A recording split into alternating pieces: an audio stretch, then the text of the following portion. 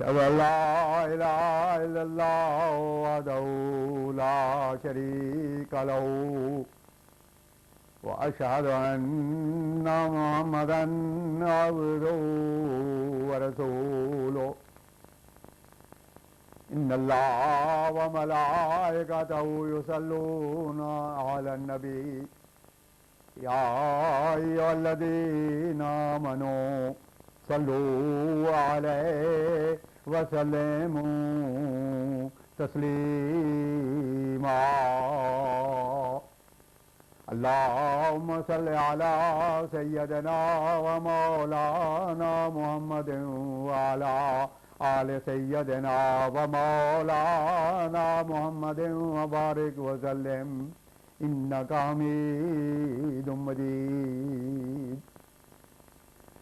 زمانے کی امامت کو زمانے کا امام آیا، محمد کی غلامی میں محمد کا غلام آیا. خاتم الانبیاء حضرت محمد مصطفیٰ احمد مجتبی صلی اللہ علیہ وسلم کے غلام اور ہمارے امام بانی جماعت احمدیہ مسیح موعود و مہدی مسعود علیہ السلام کے ایمان افروز اور روح پرور ملفوظات. فرمایا وجودیوں کے بعد دوسرا فتنہ ان لوگوں کا ہے جو اپنے آپ کو موحد کہتے ہیں. انہوں نے الفاظ پرستی کے سوا کچھ حاصل نہیں کیا. لاہور میں ایک شخص سے بحث ہوئی، عبدالحکیم اس کا نام تھا. اس نے صاف کہہ دیا کہ حضرت عمر بھی محدث نہ تھے، اور حدیث کے معنی یہ کیے کہ اگر محدث ہوتا تو عمر ہوتا. یہ ترجمہ کر کے اس نے خدا پر الزام لگایا کہ اس نے اس امت کے گویا آنسو پوچھ دیے اور کچھ نہیں.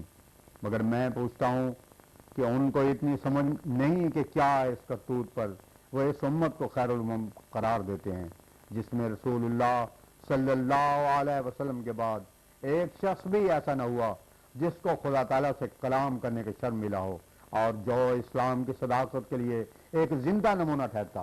ان لوگوں نے عملی طور پر گویا مان لیا ہے کہ اب نہ کسی کا خدا سے تعلق ہے، نہ مکالمہ الہیہ کا شرف کسی کو حاصل ہے. دعاؤں کی قبولیت کا بھی کوئی نشان موجود نہیں ہے. پھر بنی اسرائیل کی تو عورتوں تک کو بھی خدا سے ہم کلام ہونے کا شرف ملتا تھا. کیا اسلام میں کوئی مرد بنی اسرائیل کی عورتوں جیسا بھی نہیں ہے؟ اے اسلام کے نادان دوستو، اے اسلام کے نادان دوستو، ذرا غور تو کرو کہ اس سے اسلام پر کیسا حرف آتا ہے کہ خدا نے اسی واسطے اسلام کو تمہارے لیے پسند کیا تھا اور اسی وجہ سے رسول اللہ صلی اللہ علیہ وسلم کو خاتم النبیین قرار دیا تھا کہ آئندہ قیامت تک کوئی نشان ان کی صداقت پر قائم نہ ہو اور زندگی کے نشان مٹائے جاتے. مجھے بہت ہی افسوس ہوتا ہے کہ جب ان لوگوں کے عقائد پر نظر کرتا ہوں، ان میں بجوز الفاظ کے اور کچھ نظر نہیں آتا، اور جو کچھ انہوں نے مان رکھا ہے اس سے مخالفوں کو بڑے بڑے اعتراض کرنے کا موقع ملا ہے. چنانچہ مسیح کے متعلق ہی جو کچھ ان کے عقائد ہیں وہ پوشیدہ نہیں. یہ لوگ مانتے ہیں کہ مسیح مردے زندہ کرتا تھا اور چڑیاں بھی بنایا کرتا تھا، اور آج تک وہ آسمان پر بغیر کسی قسم کے زمانے کے اثر ہونے کے بیٹھا ہوا ہے. تو بتاؤ کہ اس کے خدا بنانے میں انہوں نے کیا باقی رکھا؟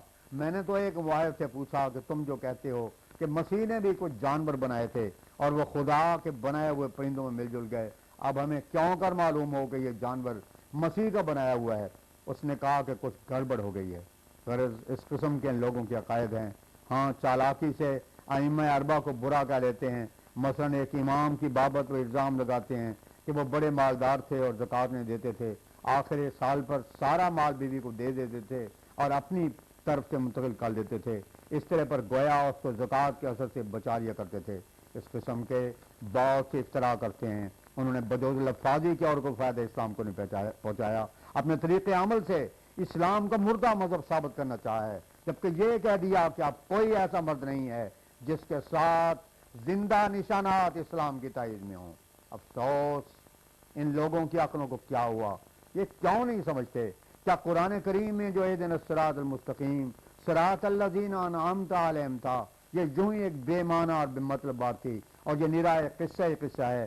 کیا وہ انعام کچھ نہ تھا؟ خدا نے نرا دھوکہ دیا ہے اور وہ اپنے سچے طالبوں اور صادقوں کو بد نصیب رکھنا چاہتا ہے. کس قدر ظلم ہے اگر یہ خدا کے نسبت قرار دیا جائے کہ وہ نری لفاظی سے ہی کام لیتا ہے۔ حقیقت یہ نہیں ہے، یہ ان لوگوں کی اپنی خیالی باتیں ہیں۔ قرآن شریف در حقیقت انسان کو ان مراتب اور اعلیٰ مدارج پر پہنچانا چاہتا ہے جو انعمت علیہم کے مصداق لوگوں کو دیے گئے تھے۔ اور کوئی زمانہ ایسا نہیں ہوتا جبکہ خدا کے کلام کے زندہ ثبوت موجود نہ ہوں۔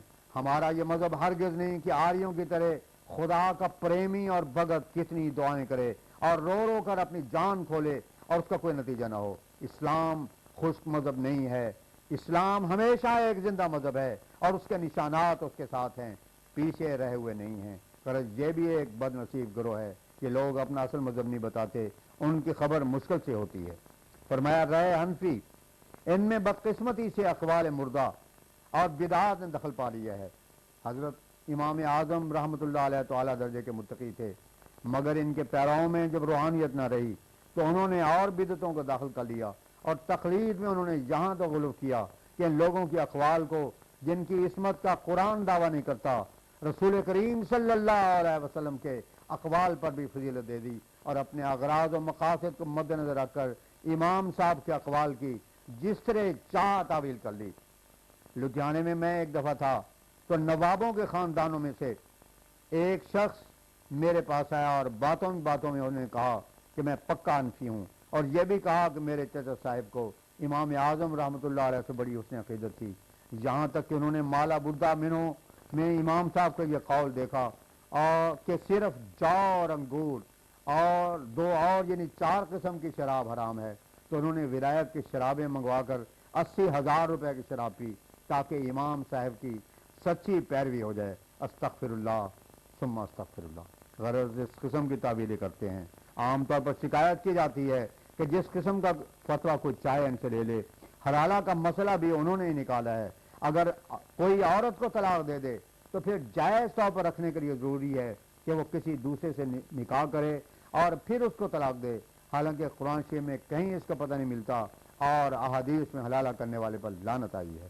پھر ایک اور فرقہ شافی مذہب والوں کا ہے، وہ تو واشیوں کی سی زندگی بسر کرتے ہیں۔ ان کے ہاں ایک مقولہ ہے، شافی سب کچھ معافی، یعنی نہ حلت و حرمت کی ضرورت ہے نہ کچھ اور۔ چنانچہ ہمارے ملک میں خانہ بدوش لوگ جو پھرا کرتے ہیں، یہ اپنے آپ کو شافی کہتے ہیں، ان کے اتوار اور چال چلن کو دیکھو۔ امرتسر میں ایک معاہد رنڈی کی مسجد میں نماز پڑھایا کرتا تھا، اس نے میرے پاس ذکر کیا کہ وہ ایک مرتبہ بمبئی چلا گیا اور اتفاق سے شافیوں کے مسجد میں چلا گیا۔ صبح کے نماز کا وقت تھا، اسے جب دریافت کیا تو اس نے کہہ دیا کہ میں شافی ہوں، اور جب انہوں نے اس کو نماز کے لیے امام بنایا، اس نے شافی مذہب کے موافق صبح کی نماز میں قنوت نہ پڑھی تو وہ لوگ بڑے ہی بڑا فروختہ ہوئے، آخر بمشکل وہاں سے بچ کر نکلا۔ اور غرض مذہب اسلام میں اندرونی طور پر ایسے بہت سے فساد اور فتنے ہیں جن کی اصلاح کی ضرورت ہے، اور بیرونی فسادوں کا آدمی دیکھے تو اور بھی حیران ہو جاتا ہے کہ ایک پادریوں کے ہی فتنے کو دیکھو تو گھبرا جاؤ۔ مختصر یہ کہ ان سارے فسادوں کا اجتماع بالبداہت بتا رہا ہے کہ اس وقت آسمانی سلسلے کی ضرورت ہے، اور اگر خدا اس وقت کوئی سلسلہ قائم نہ کرتا تو پھر خدا پر اعتراض ہوتا، مگر خدا کا شکر ہے کہ اس نے وقت پر ہماری دستگیری کی اور اس سلسلے کو اپنے تائیدوں کے ساتھ قائم کیا۔ فالحمدللہ علی ذالک۔ 13 ستمبر 1901 13 ستمبر 1901 کو مغرب کی نماز کے بعد حضرت اقدس حجت اللہ علی العرش مسیح موعود نے سید امیر علی شاہ صاحب ملم سیالکوٹی کے استفطار پر بیان فرمائی۔ ان کو اپنی کسی رویا میں ارشاد ہوا تھا کہ وہ تبدل کے معنی حضرت اقدس سے دریافت کریں۔ اس پر انہوں نے سوال کیا اور حضرت اقدس نے اس کی تشریح فرمائی۔ چنانچہ ارشاد فرمایا، میرے نزدیک رویا میں یہ بتانا کہ تبدل کے معنی مجھ سے دریافت کیا جائیں، اس سے یہ مراد ہے کہ جو مذہب اس بارے میں ہے وہ اختیار کیا جاوے، کہ جو میرا مذہب اس بارے میں ہے وہ اختیار کیا جاوے۔ منطقیوں یا ناویوں کی طرح معنی کرنے نہیں ہوتے، بلکہ حال کے موافق معنی کرنے چاہیے۔ ہمارے نزدیک اس وقت کسی کو متبتل کہیں گے جب وہ عملی طور پر اللہ تعالیٰ اور اس کے احکام اور رضا کو دنیا اور اس کے متعلقات اور مکروہات پر مقدم کرے۔ کوئی رسم و عادت، کوئی قومی اصول اس کا راضن نہ ہو سکے، نہ نفس راضن ہو سکے، نہ بھائی نہ جورو، نہ بیٹا نہ باپ، غرض کوئی شے اور کوئی متنفذ اس کو خدا تعالیٰ کے احکام اور رضا کے مقابلے میں اپنے اثر کے نیچے نہ لا سکے، اور وہ خدا تعالیٰ کی رضا کے حصول میں ایسا اپنے آپ کو کھو دے کہ اس پر فنائے عتم طاری ہو جائے اور اس کی ساری خواہشوں اور ارادوں پر ایک موت وارد ہو کر خدا ہی خدا رہ جاوے۔ دنیا کے تعلقات بسا اوقات خطرناک رہزن ہو جاتے ہیں۔ حضرت آدم علیہ السلام کی رہزن حضرت حوا ہو گئی، بس تبتل تام کی صورت میں یہ ضروری امر ہے کہ ایک شکر اور فنا انسان پر فارض ہو، مگر نہ ایسی کہ وہ اسے خدا سے گم کرے بلکہ خدا میں گم کرے۔ غرض عملی طور پر تبتل کی حقیقت تبتل کی حقیقت تبھی کھلتی ہے جبکہ ساری روکیں دور ہو جائیں اور ہر ایک قسم کے حجاب دور ہو کر محبت ذاتی تک انسان کا رابطہ پہنچ جاوے اور فنائے عتم ایسی حاصل ہو جاوے۔ قیل و قال کے طور پر تو سب کچھ ہو سکتا ہے اور انسان الفاظ اور بیان میں بہت کچھ ظاہر کر سکتا ہے، مگر مشکل ہے تو یہ کہ عملی طور پر اسے دکھا بھی دے۔ جو کچھ وہ کہتا ہے یوں تو ہر ایک خدا کو ماننے والا ہے، پسند بھی کرتا ہے اور کہہ بھی دیتا ہے کہ میں چاہتا ہوں کہ خدا کو سب پر مقدم رکھوں، اور مقدم کرنے کا مدعی بھی ہو سکتا ہے، لیکن جب ان آثار اور علامات کا معائنہ کرنا چاہیں تو خدا کے مقدم کرنے کے ساتھ ہی عطا ہوتے ہیں، تو ایک مشکل کا سامنا ہوگا۔ بات بات پر انسان ٹھوکر کھاتا ہے۔